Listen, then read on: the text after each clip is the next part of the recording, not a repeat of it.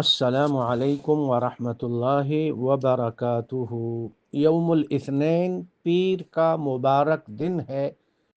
صفر کی 10 تاریخ 1447 ہجری، اگست کی 4 تاریخ 2025۔ رسول اللہ صلی اللہ علیہ وسلم کے ارشادات مبارکہ میں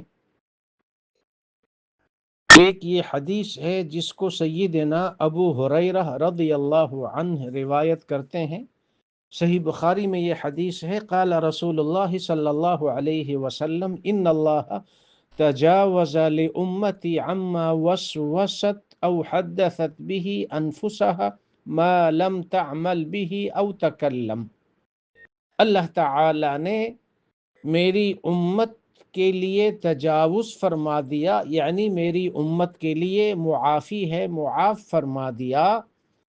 وہ چیزیں، وہ سوچ، وہ فکر جو دل میں پیدا ہوتی ہے، وسوسہ، او حدثت به انفسها، یا دل ہی دل میں کوئی وہ ارادہ کرے، دل ہی دل میں کوئی چیز، کوئی بات، کسی کام کے بارے میں سوچے، ما لم تعمل به او تکلم، جب تک اس کا اظہار نہ کرے اور جب تک اس کو کر نہ لے۔ اسی طرح کی ایک دوسری حدیث ہے، مسند احمد ابن حنبل میں ہے، ان اللہ تعالی تجاوز لی عن امتی الخطأ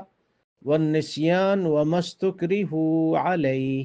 میری امت پر اللہ نے معاف کر دیا ہے اس چیز کو کہ بھول چوک ہو جائے غلطی سے،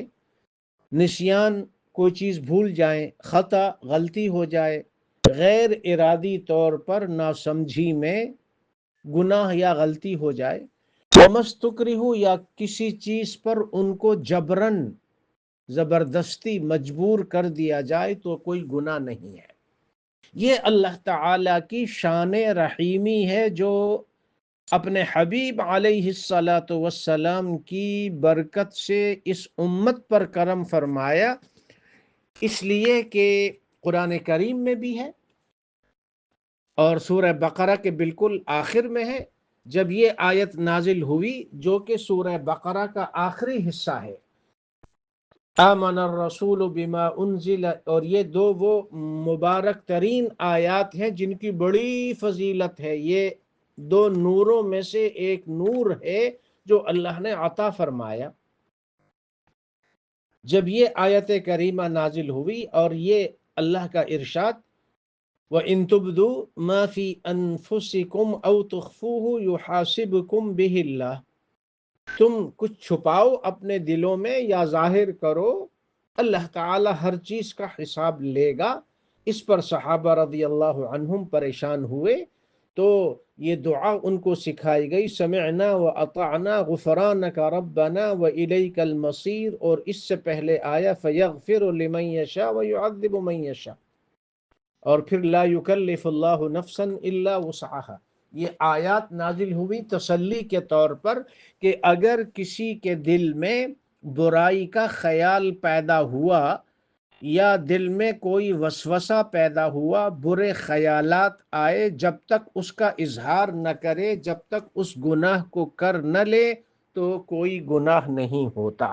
اور یہ صحیح مسلم کی حدیث، ایک سے زیادہ صحیح مسلم میں حدیث قدسی ہے، اللہ یہ فرماتا ہے کہ بندہ نیکی کے بارے میں جب سوچتا ہے، ارادہ کرتا ہے، ابھی اس نیکی کو کیا، انجام نہیں دیا، کیا بھی نہیں ہے، تب بھی اللہ تعالی کی شان کریمی، اللہ فرماتا ہے فرشتوں سے کہ صرف ارادہ کرنے پر بھی ایک نیکی کا اجر و ثواب لکھ دو۔ یہ صحیح مسلم میں ہے۔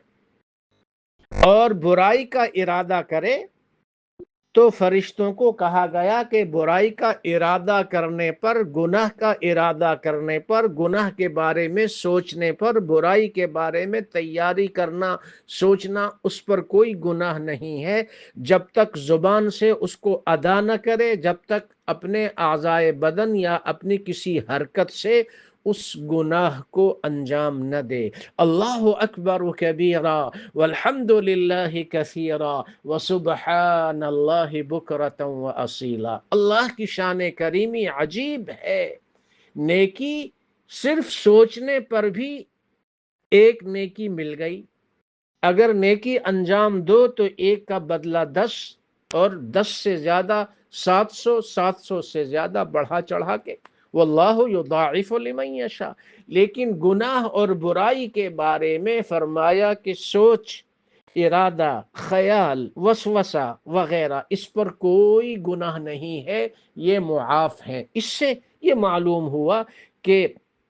نماز کے دوران یا نماز کے علاوہ جو شیطان وسوسے پیدا کرتا ہے، بعض لوگوں کو استنجا کرنے میں تاخیر ہوتی ہے، وہ شیطان دل میں وسوسہ پیدا کرتا ہے کہ ابھی مکمل پاکیزگی، مکمل طہارت نہیں ہوئی، غسل کرتے ہیں، نہاتے ہیں تو بھی بہت ٹائم لگاتے ہیں، یہ شیطانی وسوسہ ہے۔ اعوذ باللہ من الشیطان الرجیم پڑھو، آمنا باللہ، آمنا باللہ، دل میں کوئی بھی وسوسہ ہو، اعوذ باللہ پڑھ کر، اور آمنا باللہ یا آمنا باللہ ورسول، جیسا کہ امام نووی نے الاذکار میں لکھا ہے، شیطانی وسوسوں کو دور کرنے کا یہ علاج۔ تو جو وسوسے آتے ہیں ان پر بھی کوئی گناہ نہیں، جو خیالات آتے ہیں، نماز میں برا خیال آ گیا، ویسے برا خیال، اس پہ کوئی گناہ نہیں ہے۔ دیکھیے اللہ کی شان کریمی کتنی عجیب ہے